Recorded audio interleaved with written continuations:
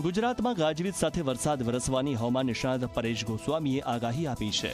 જી હા, 16 ઓગસ્ટથી 22 ઓગસ્ટ દરમિયાન ગુજરાતમાં સાર્વત્રિક વરસાદ વરસી શકે છે। દક્ષિણ ગુજરાત અને સૌરાષ્ટ્રમાં અતિ ભારે વરસાદની આગાહી કરાઈ છે।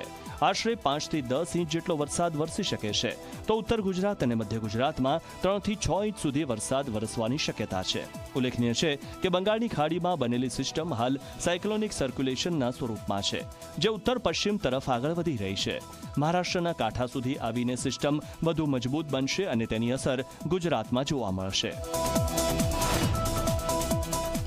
આ સિસ્ટમ છે એ જ્યારે પણ ગુજરાત ઉપરથી પસાર થાય ત્યારે હળવા થંડરસ્ટોર્મ થવાની સંભાવનાઓ છે, જેને કારણે આ સિસ્ટમના વરસાદોમાં સાથોસાથ ગાજવીજનું પ્રમાણ પણ જોવા મળી શકે છે। એટલે ગાજવીજ સાથે રાજ્યની અંદર સાર્વત્રિક વરસાદનો રાઉન્ડ આવી રહ્યો છે અને આ વરસાદી રાઉન્ડ છે લગભગ 16 તારીખથી ગુજરાતની અંદર ચાલુ થઈ જશે।